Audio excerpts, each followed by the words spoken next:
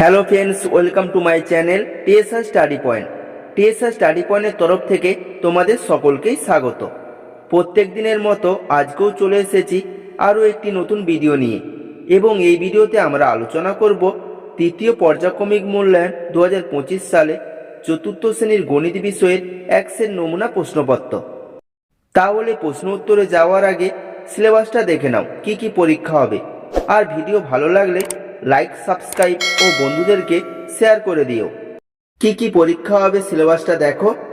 পরীক্ষা হবে বিভাজ্যতার সত্য, মৌলিক সংখ্যা ও যৌগিক সংখ্যা, ত্রিভুজ, পরিসীমা, ঐকিক নিয়ম, ঘনবস্তু ও তল, সরলের নিয়ম, এই অধ্যায়গুলি পরীক্ষা হবে।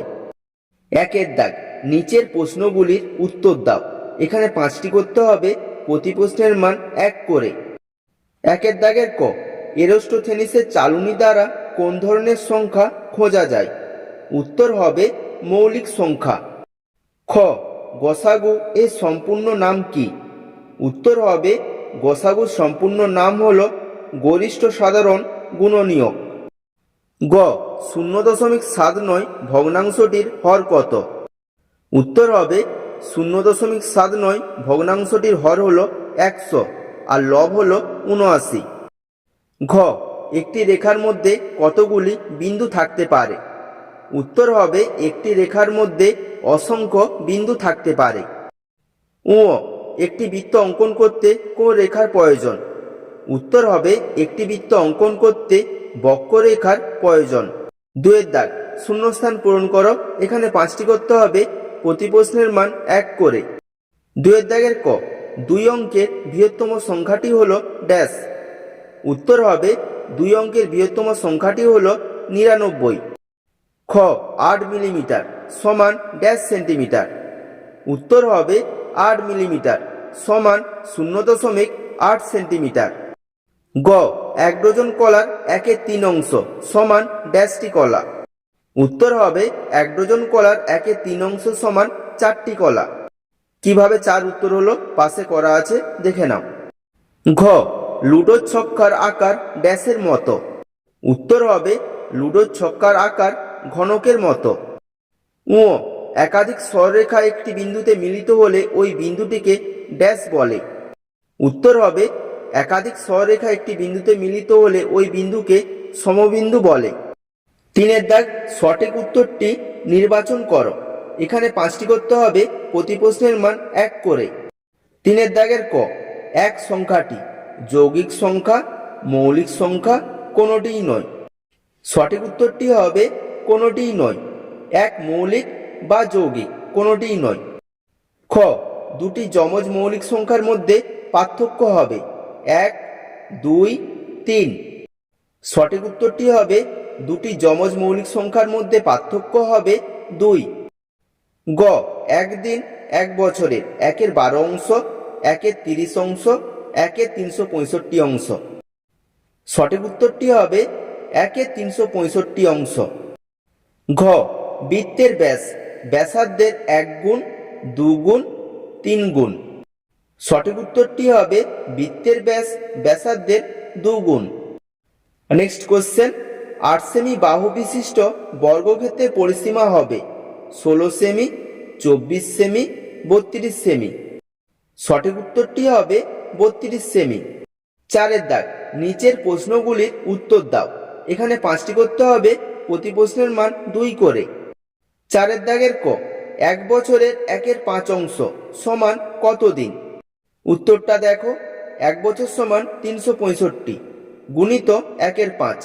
5 আর 365 কাটাকাটি করবে, কাটাকাটি করলে উত্তর হবে 73।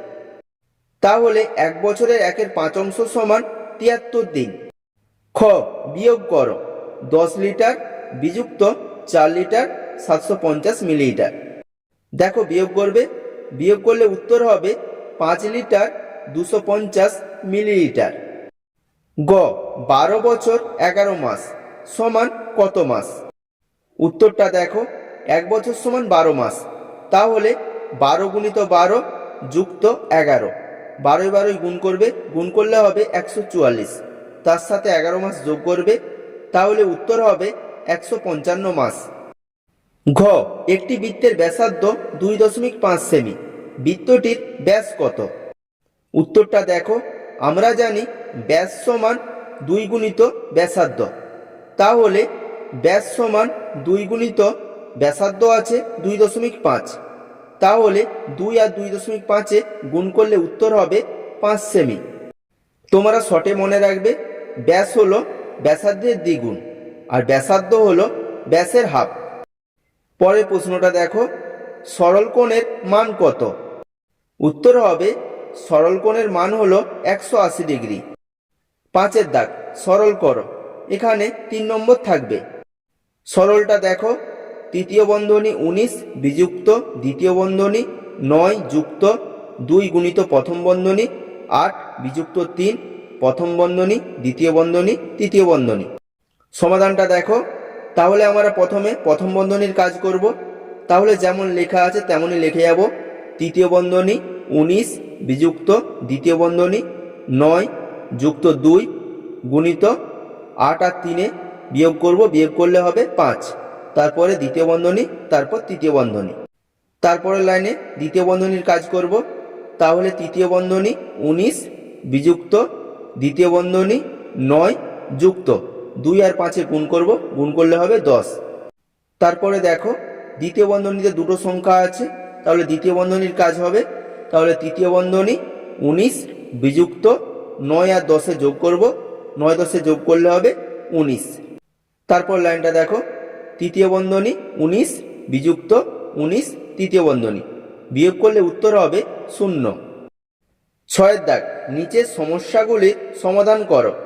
এখানে 3টি করতে হবে, প্রতি প্রশ্নের মান 4 করে। 6-এর দাগের ক, কিছু খাবারের 10 জন লোকের 20 দিন চলে, ওই খাবারের 20 জন লোকের কতদিন চলবে? সমাধানটা দেখো, একদিকে লিখবে লোক সংখ্যা, অপর দিকে লিখবে দিন সংখ্যা। লোক সংখ্যা আছে 10 আর 20, দিন সংখ্যা আছে 20, তার নিচে জিজ্ঞাসা চিহ্ন দেবে। তারপরে দেখো, 10 জন লোকের কিছু খাবার 20 দিন চলে, তাহলে একজন লোকের কিছু খাবার 10 গুণিত 20 দিন চলে। তাহলে 20 জন লোকের ওই খাবার চলবে 10 গুণিত 20 বাই 20। 20-তে 20-তে কেটে দিবে, কেটে দিলে উত্তর হবে 10 দিন। তাহলে ওই খাবার 20 জন লোকের 10 দিন চলবে। খ, কোনো আয়তকার বাগান লম্বায় 15 মিটার ও চওড়ায় 12 মিটার। ওই বাগানটির চারধারে বাঁশের বেড়া দিতে হবে, বেড়ার দৈর্ঘ্য নির্ণয় করো। সমাধানটা দেখো, আয়তকার বাগানের দৈর্ঘ্য 15 মিটার আর প্রস্থ 12 মিটার। দেখো, এই অঙ্কটিতে আমাদের আয়তকার বাগানের পরিসীমা বের করতে হবে, তাহলেই উত্তর পেয়ে যাব। আয়তকার বাগানের পরিসীমার সূত্র হলো 2 গুণিত দৈর্ঘ্য প্লাস প্রস্থ। পরের লাইনে দেখো, 2 গুণিত দৈর্ঘ্য আছে 15, 15 লিখবে, প্রস্থ আছে 12, 12 লিখবে, তারপর মিটার লিখবে। তারপরের লাইনে 2 গুণিত 12 আর 15 যোগ করবে, যোগ করলে হবে 27 মিটার। তারপর 2 আর 27-এ গুণ করবে, গুণ করলে হবে 54 মিটার। তাহলে বেড়া দিতে বেড়ার দৈর্ঘ্য হবে 54 মিটার। গ, সুব্রনীলের কাছে 1200 টাকা আছে। সে 450 টাকায় মায়ের শাড়ি, 425 টাকায় বাবার পাঞ্জাবি ও 350 টাকায় বোনের জামা কিনবে। শুভনীলের আরও কত টাকার দরকার হিসাব করো। সমাধানটা দেখো, শুভনীলের মোট খরচ 450 যুক্ত 425 যুক্ত 350 সমান 1225 টাকা। শুভনীলের কাছে 1200 টাকা আছে, তাই শুভনীলের আরও প্রয়োজন 1225 বিযুক্ত 1200 সমান 25 টাকার দরকার। তাহলে উত্তর হবে শুভনীলের আরও 25 টাকার দরকার।